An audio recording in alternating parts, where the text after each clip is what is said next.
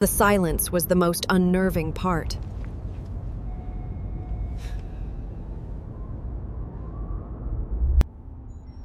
Down in the containment core of the starsail Odyssey, the universe had gone quiet. In the center of the vast, cathedral-like chamber, a single pinprick. Of energy hung suspended in a shimmering web of magnetic fields.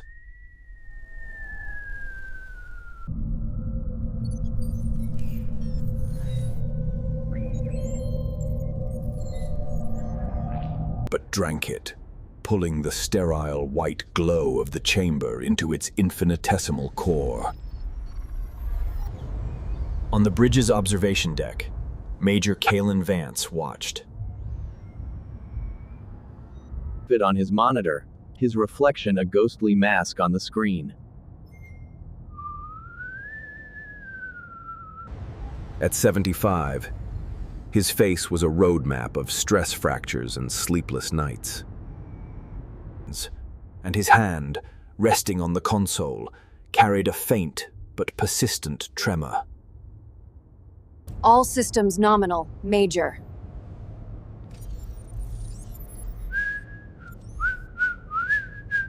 The containment field is holding at 102% capacity.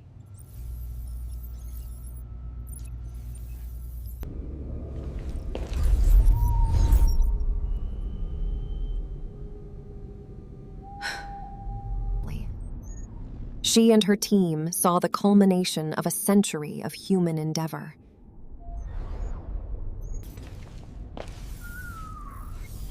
Kaelen saw the bill for their salvation. A debt. Paid in a currency no one knew he had spent.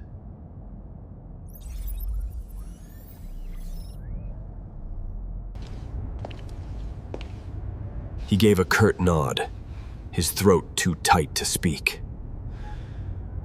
Every scientific body, every ethical committee, had labeled this engine a suicide pact.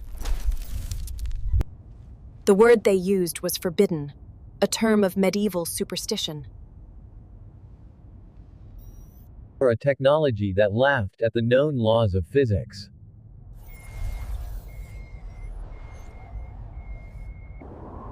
But Earth was tired.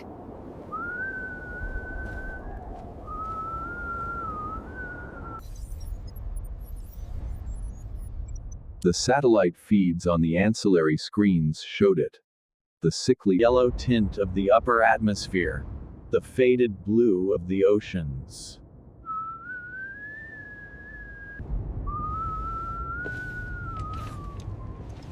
Hope needed a stronger engine than caution.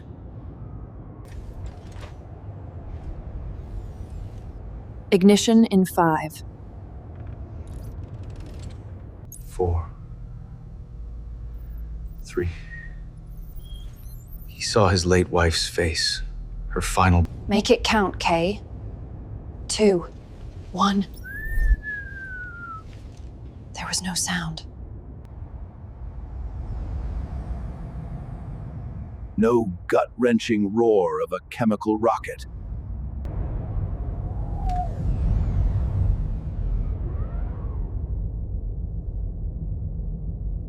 The fabric of space-time was bent around the Odyssey.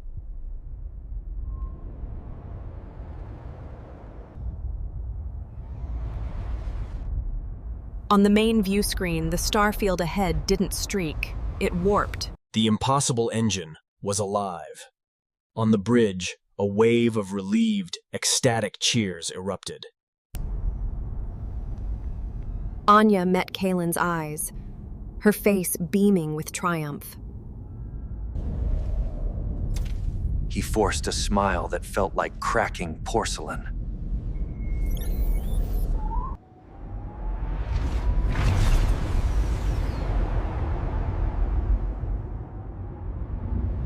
Shifted to a trailing camera, showing their home receding into the black.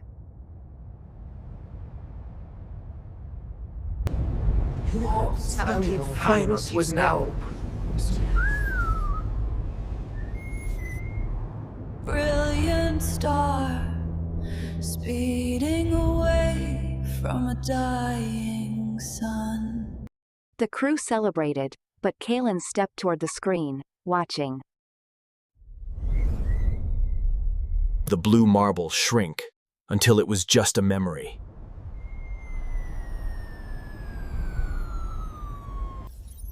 His hand rose, his fingers gently touching the glass, tracing the coastline. Of an ocean no one would ever look at too closely again.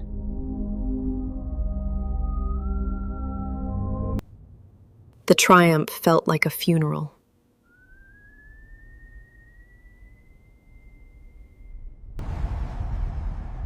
"6 weeks into the voyage, the initial euphoria had settled into the quiet. The monotonous hum of the ship's life support. The Odyssey was a self-contained world, gliding through the void. What is this? For its crew, Earth was already a story they told each other. For lead engineer Anya Sharma, the journey was a symphony of data.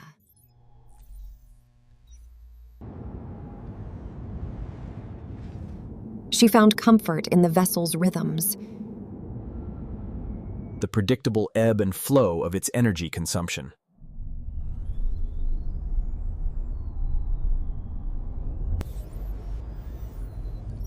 It was during a routine deep system diagnostic, a task she could do in her sleep, that the symphony hit a discordant note.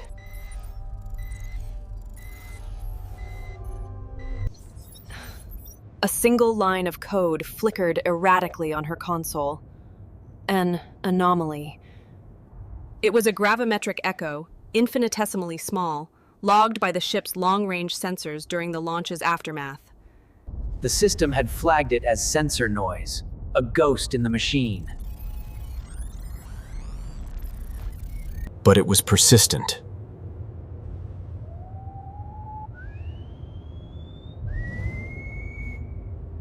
A faint, indelible scar in the data that, when triangulated, traced its origin back to Earth.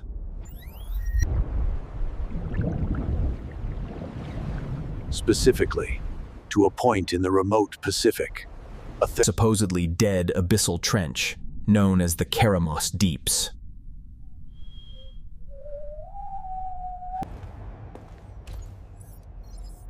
Anya ran the diagnostic again. The echo remained. Geologically, the trench was a desert, a place of immense pressure and cold, but absolute stability. There should be nothing there. No seismic activity, no magnetic flux, nothing. A prickle of unease ran down her spine. This wasn't a glitch. It was a whisper. Driven by a compulsion she didn't understand,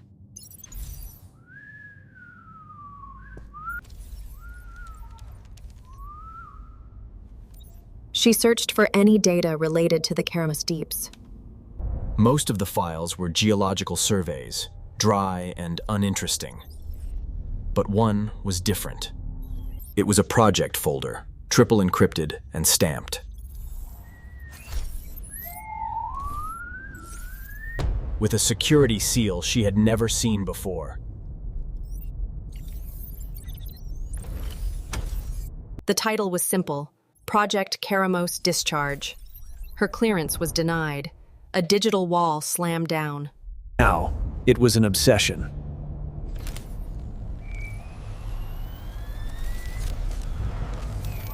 working through the night, fueled by black coffee and a growing sense of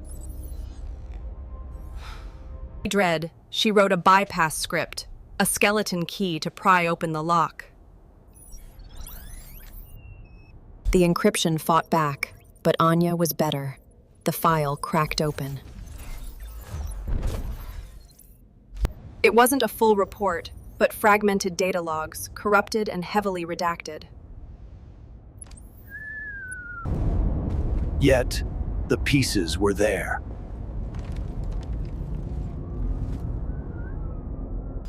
A timeline that synced perfectly with the frantic final week of the antimatter engine's fuel synthesis. A chart showing a massive, unexplained energy release from a sub-oceanic source. An environmental impact projection that was almost entirely blacked out, except for two terrifyingly sterile phrases. Aquatic biosphere sterilization and cascade effect contained. She felt the cold of the void seep into the room.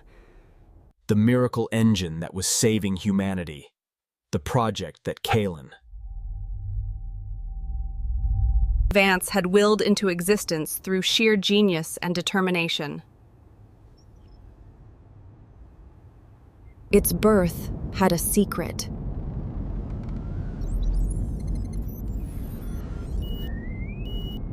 A dirty, hidden secret buried at the bottom of the ocean.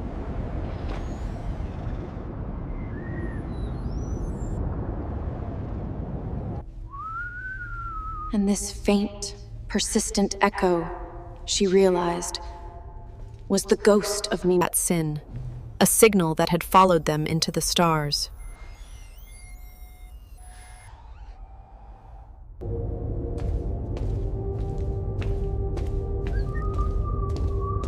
The corridors of the Odyssey silent. The low hum of the ship, a steady heartbeat. But for Anya, it was a funeral drum.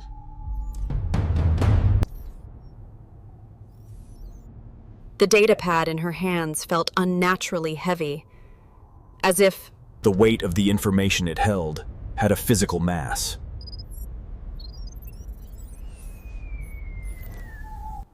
She didn't hesitate, walking directly to the Major's private study.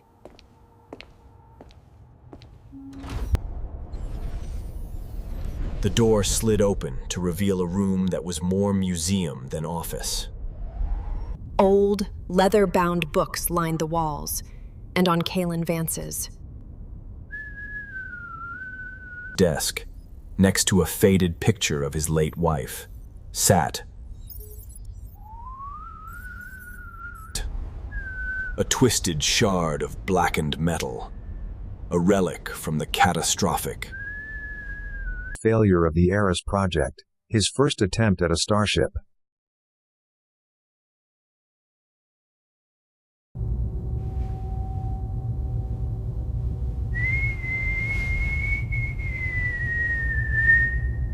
He didn't seem surprised to see her. He didn't seem surprised to see her. Major. I have a finding I can't reconcile. She placed the datapad on his desk, the screen glowing with the data from the Keramos Trench. A persistent gravimetric echo, an energy signature that matches no known geological event, and a classified project file that coincides with the last. Week of the engine's fuel synthesis. She paused, her breath catching.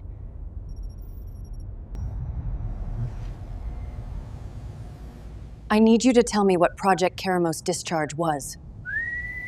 The fight wasn't in him.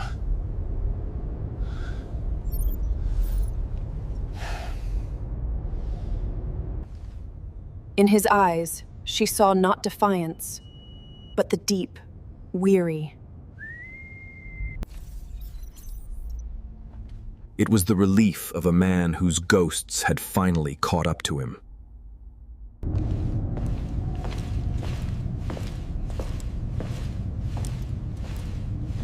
He walked slowly to eat. His desk. His fingers brushing against the scarred metal from the Eris.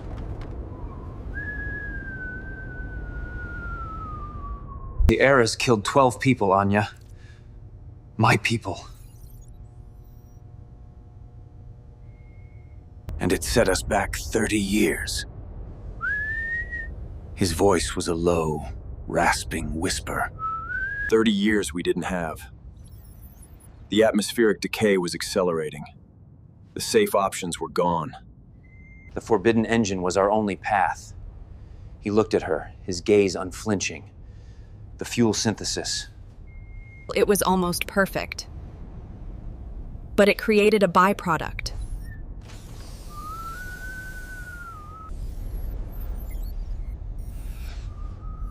A catalyst so radioactive, so toxic, we had no way to store it, and no time to build a proper disposal facility.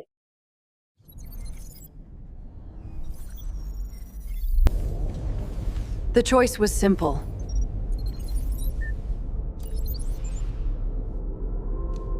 Or vent it. Vent it? Where? Into the deepest, most lifeless place we could find. Kaelen confessed, the words tasting like ash in his mouth.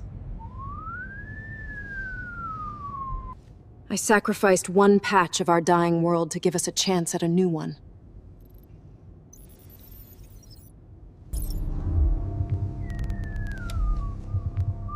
It was a monster's calculation. An equation that balanced 1 billion lives against a sin no one would ever see. And I was the one who solved it.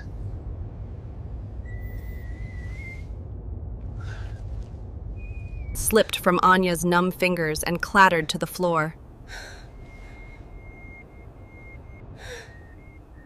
The sound was like a gunshot in the silent room.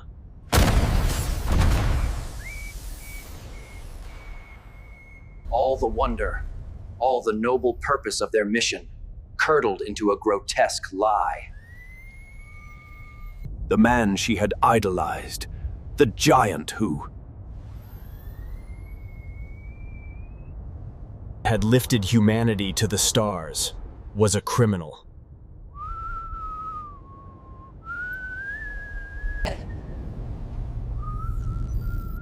You poisoned our home.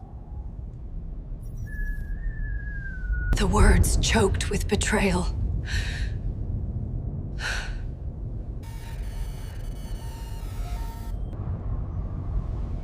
This ship, this hope. It's all built on a grave. She backed away from him, her face a mask of anguish and disgust, leaving him alone with the ghosts in his study.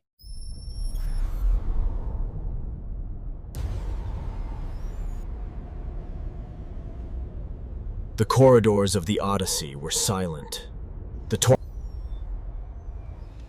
The low hum of the ship, a steady heartbeat. But for Anya, it was a funeral drum.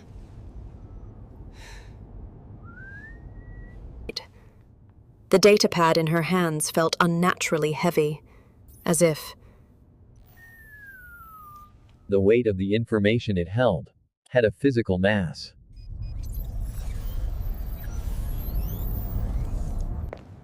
She didn't hesitate, walking directly to the Major's private study.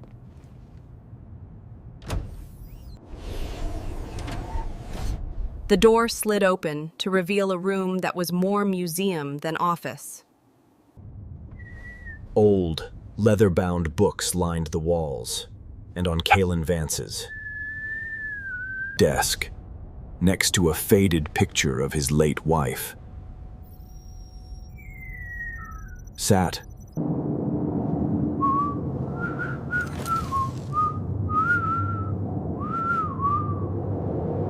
failure of the Eris project, his first attempt at a starship. He was standing by the room's single viewport, a pane of reinforced crystal looking out into the endless night. Major. Major, Anya's voice was steady, but brittle. I have a finding I can't reconcile. She placed the data pad on this. His desk, the screen glowing with the data from the Keramos Trench. A persistent gravimetric echo, an energy signature that matches no known geological event, and a classified project file that coincides with the last week of the engine's fuel synthesis. She paused, her breath catching. I need you to tell me what Project Keramos discharge was. The fight wasn't in him.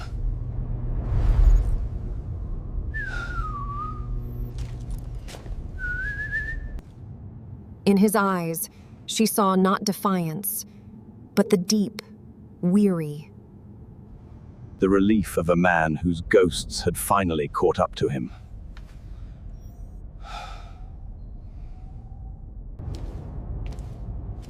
Yeah. He walked slowly to His desk.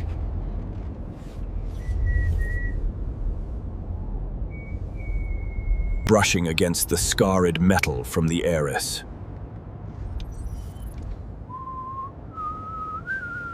The Ares killed 12 people, Anya. My people. And it set us back 30 years.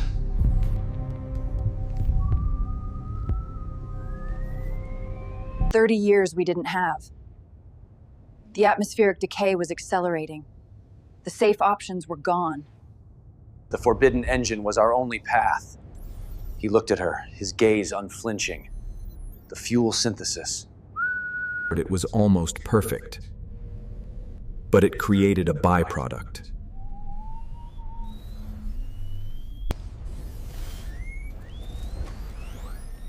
A catalyst so radioactive, so toxic, we had no way to store it, and no time to build a proper disposal facility.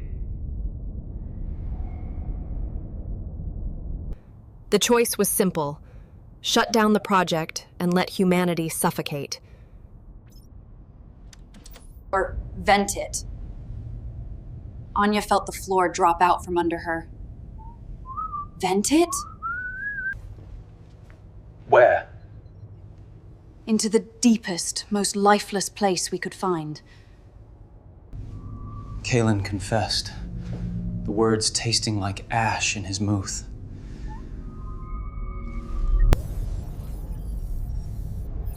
I sacrificed one patch of our dying world to give us a chance at a new one.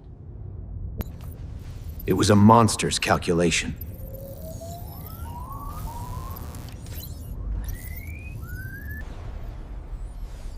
An equation that balanced 1 billion lives against a sin no one would ever see.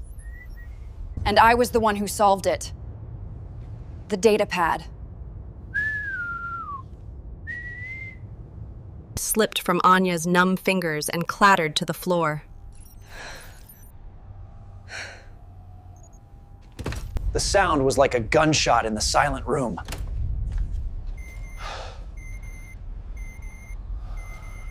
All the wonder, all the noble purpose of their mission, curdled into a grotesque lie.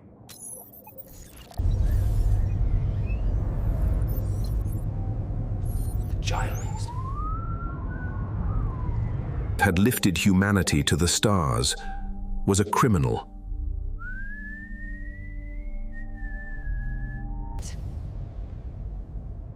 You poisoned our home! The words choked with betrayal.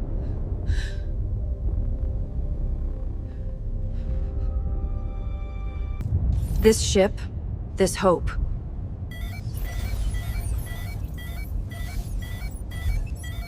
It's all built on a grave. She backed away from him, her face a mask of anguish and disgust, leaving him alone with the ghosts in his study. Anya stood before the senior command staff on the bridge of the Odyssey.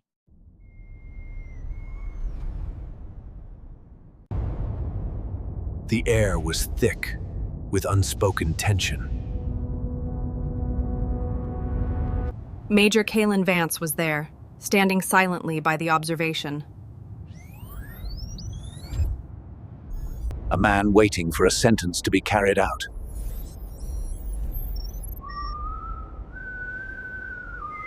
Anya opened her mouth to speak, to unravel the lie that had brought them here, to expose the poison at the root of their perfect mission. But before she could utter a single word, a klaxon blared.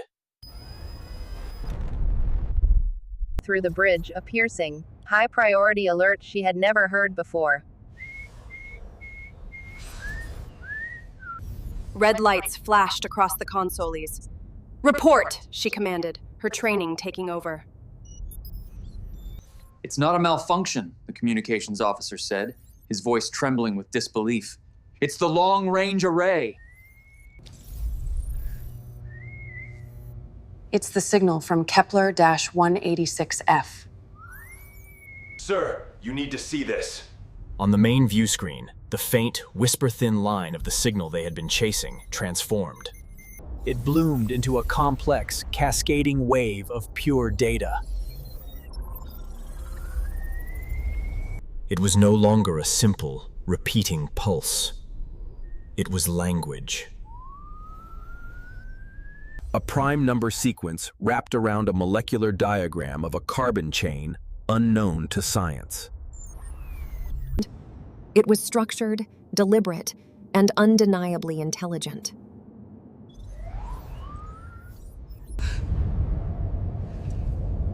In that moment, the abstract hope of their mission became a concrete destination.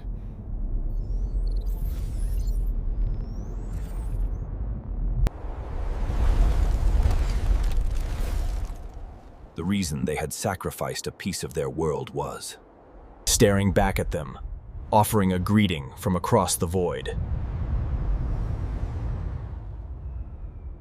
The tension of the imminent confrontation vanished, replaced by a wave of pure, unadulterated awe.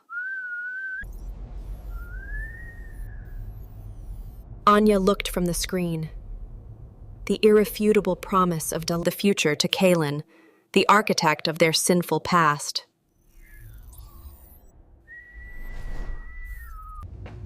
He met her gaze, his eyes filled not with a plea for mercy, but with a silent, tragic understanding. The crew was looking at her, their faces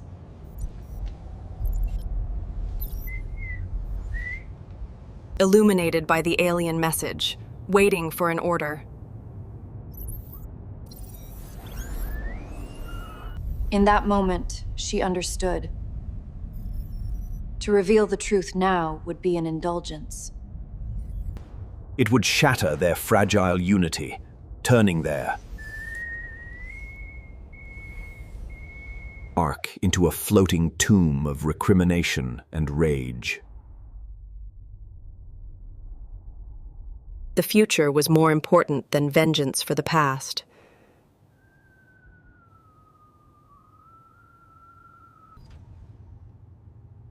She turned to the crew, her voice ringing with a new, heavy authority.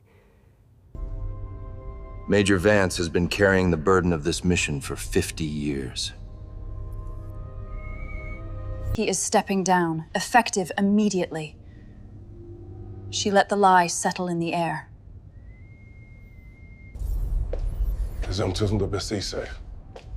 His final command was to transfer leadership to me.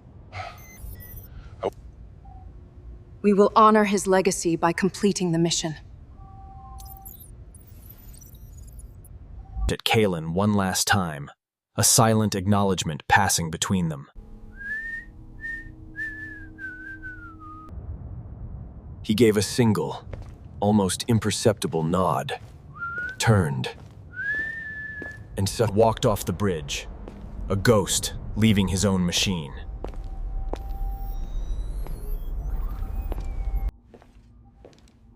Anya slid into the command chair.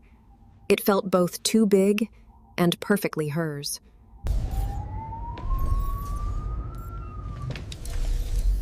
She looked at the signal, at the faces of her crew, and then out at the endless starfield ahead.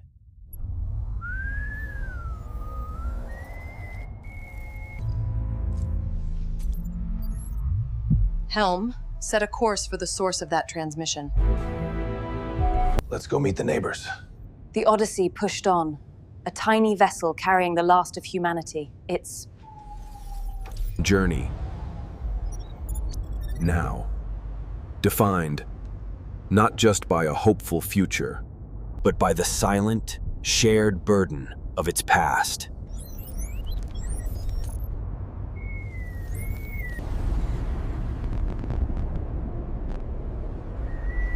Our story, at its heart, is not just about the ambition to reach the stars, about the heavy, often unseen, price of that ambition.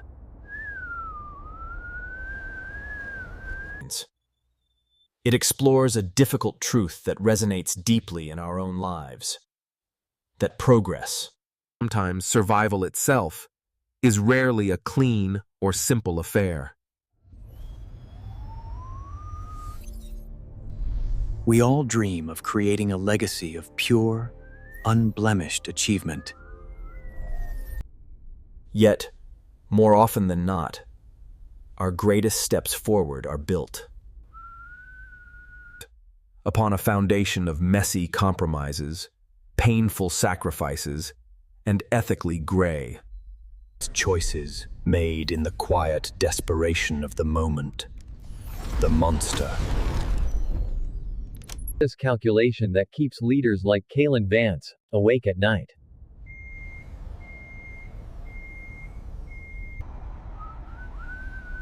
The journey of the Odyssey serves as a powerful metaphor for our own existence.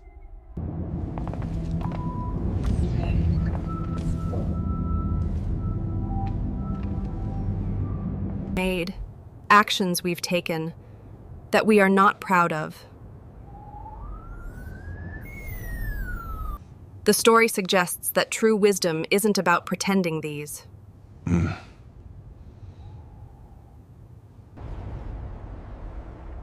Burdens do not exist, but in learning how to carry them. Like Anya, we are often faced with a shattering truth that forces us to mature beyond simple idealism.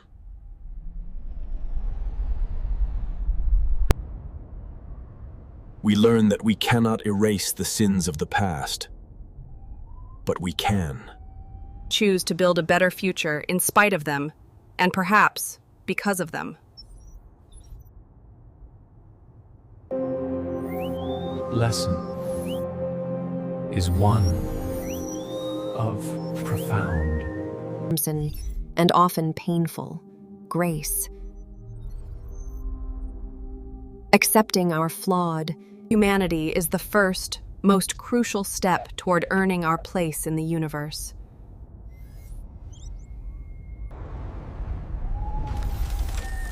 This story was a reflection on the difficult choices that define us.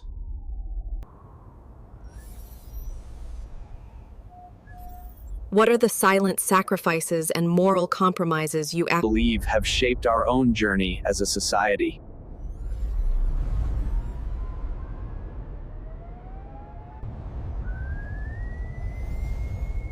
We would be honored to read your perspective in the comments below. Thank you for joining us on this voyage.